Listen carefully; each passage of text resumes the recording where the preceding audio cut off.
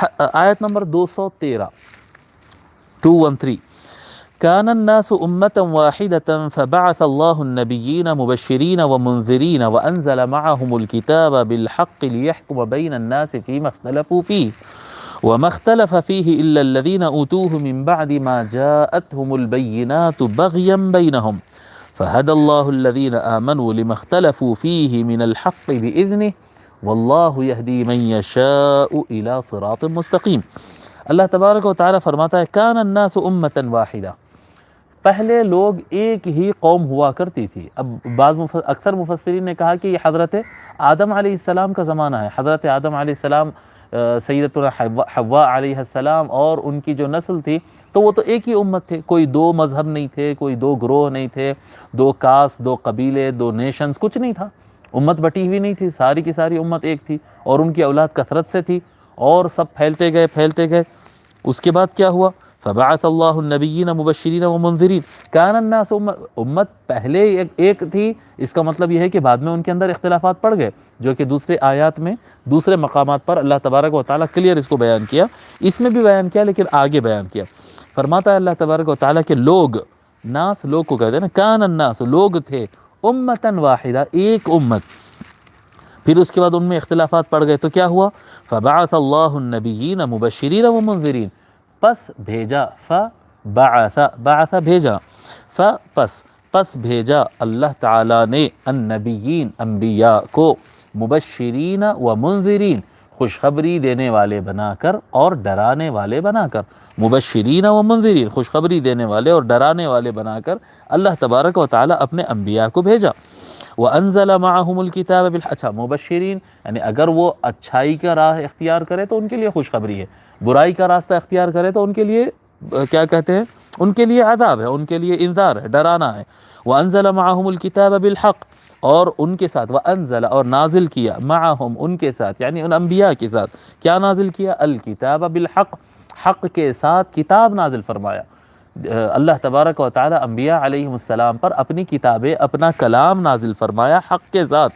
کیوں نازل کیا ہے صاحب؟ لیحکم بین الناس فیما اختلفوا فیہ، تاکہ حکم کرے لوگ کے درمیان، بین الناس، بین درمیان کو کہتے ہیں نا، بین الناس لوگ کے درمیان، فیما اختلفوا فیہ اس چیز میں جس میں انہوں نے اختلاف کیا۔ دیکھو اب اوپر امتاً واحدتاً کہا، امت ایک تھی، اب یہاں پر بیان کرا فیما اختلفوا فیہ کہ لوگ آپس میں جس چیز میں اختلاف کیے اس کو سلجھانے کے لیے اللہ تعالیٰ نے انبیاء کو بھیجا، کیا کہتے ہیں، خوشخبری دینے والے اور ڈرانے والے بنا کر، اور ان کے ساتھ کتاب نازل کیا کہ یہ جب فیصلہ کرے تو اس کتاب سے کرے، یعنی اللہ تبارک و تعالیٰ فیصلہ کرے، کیا کہتے ہیں، انبیاء علیہ السلام فیصلہ کرے، یہ کتاب فیصلہ کرے ان کے درمیان۔ جب لوگ کے درمیان اختلاف ہوگا تو فیصلہ قرآن کرے گا، جب لوگ کے درمیان اختلاف ہوگا تو اللہ کے نبی ان کے درمیان فیصلہ کریں گے۔ جی یعنی اس کا معنی کیا ہوا؟ اس کا معنی یہ ہوا کہ جب کبھی ہمارے درمیان اختلاف ہوتا ہے تو ہم کو اپنے اختلاف کو قرآن اور حدیث، قرآن کلام اللہ اور حدیث شریف یعنی کلام نبی، جو نبی کو اللہ تعالیٰ نے بھیجا، سرکار صلی اللہ علیہ وآلہ وسلم کے کلام، ان دو چیزوں کو سامنے، قرآن اور سنت کو سامنے رکھ کر اپنے معاملے کو اس پر جانچنا، اپنے معاملات، اپنا جو اختلاف ہے اس میں کیا صحیح ہے، کیا غلط ہے، کیا ہم سے کہیں غلطی ہو رہی ہے، ان چیزوں کو سامنے رکھ کر اگر تولا جائے، ناپا جائے، جانچا جائے تو انسان سے غلطی کہاں ہو رہی ہے، اختلاف کیوں ہو رہا ہے، یہ بات واضح ہو جاتی ہے اور اختلاف دور ہو جاتا ہے، بڑی آسانی سے ہوتا ہے۔ اگر کتاب اور سنت کے مطابق بندے عمل کرنا شروع کر دیں تو اختلاف بہت آسانی سے ختم ہو سکتا ہے، لیکن افسوس کا مسئلہ یہ ہے کہ ہم اپنے طاقت کے بل پر، اپنے ضد کی بل پر، اپنے خاندان کے بل پر، اپنے ایگو کی بنیاد پر مسائل کو سولو کرنے جاتے ہیں، جس سے سولو نہیں ہوتے، ان چیزوں سے پرابلمز بڑھتے ہیں۔ اپنا ایگو ہے، اپنا خاندان ہے، اپنا نسب ہے، اپنا زور ہے، اپنا پوسٹ ہے، اپنا فلاں ہے، اپنی طاقت ہے، ان چیزوں سے جب بندہ سولو کرنے کے لیے جاتا ہے تو معاملہ اور خراب اور خراب اور خراب ہوتا، یا وہ ختم نہیں ہوتا یا کسی ایک پر ظلم ہو کر ختم ہوتا ہے وہ۔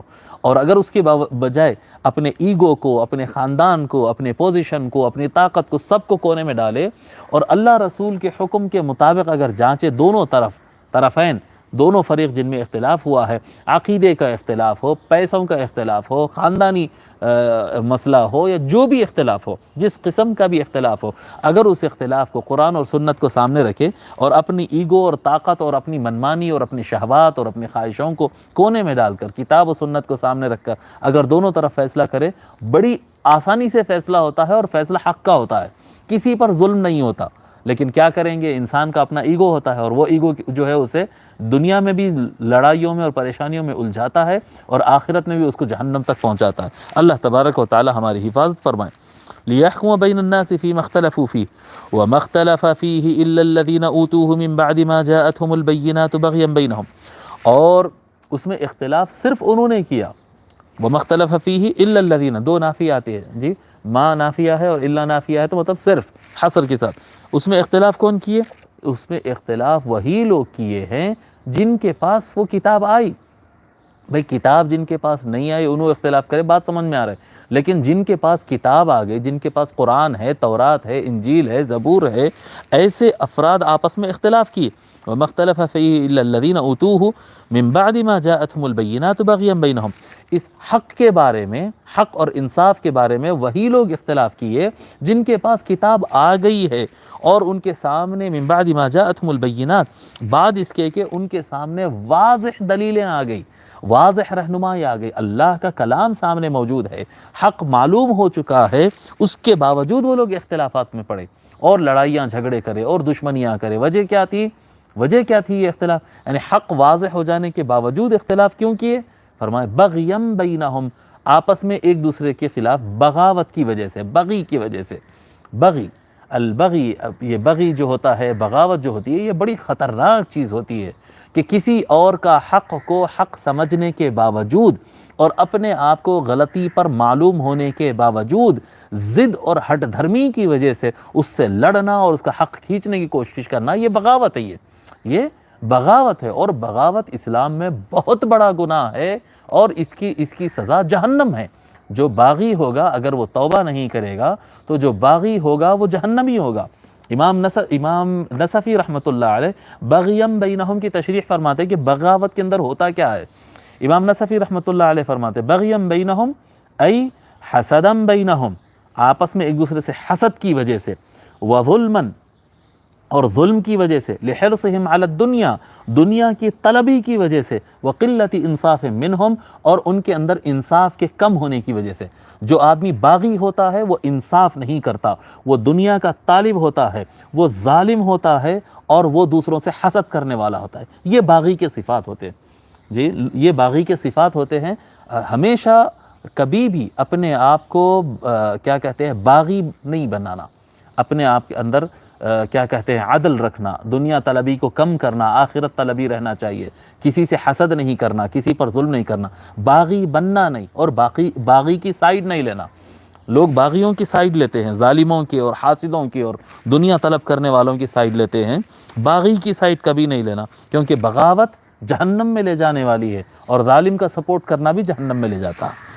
تو فرماتے الا الذین اوتوہ من بعد ما جاءتهم البینات بغیا بینہم، وہ لوگ جن کے پاس کتاب آ گئی اور ان کے سامنے واضح دلائل اور روشن باتیں سب کھل کر آ گئی، اس کے باوجود وہ لوگ اس میں اختلاف کرتے رہے بسبب بغاوت، یہ شیطانیت ان کے اندر آ گئی تھی جس کی وجہ سے وہ لوگ اختلاف کرتے رہے۔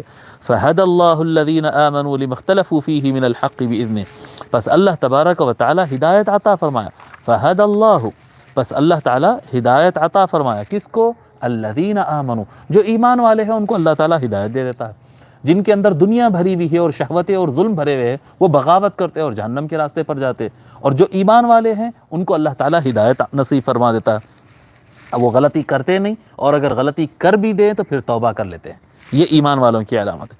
فہدى اللہ الذین آمنوا لما اختلفوا فیہ من الحق بإذنہ، جس چیز میں لوگ بغاوت کی وجہ سے اختلاف کیے، لما اختلفوا فیہ من الحق بإذنہ، جی کیا کہتے ہیں، جس چیز میں وہ باغی لوگ اپنی بغاوت والے مزاج کی وجہ سے اختلاف میں پڑ گئے تھے، جی من الحق بإذنہ، جو حق ہے اللہ تبارک و تعالیٰ کی اجازت سے، اس میں جو لوگ اختلاف میں پڑ گئے تھے، اس میں اللہ تبارک و تعالیٰ ایمان والوں کو ہدایت عطا فرما دیتا ہے۔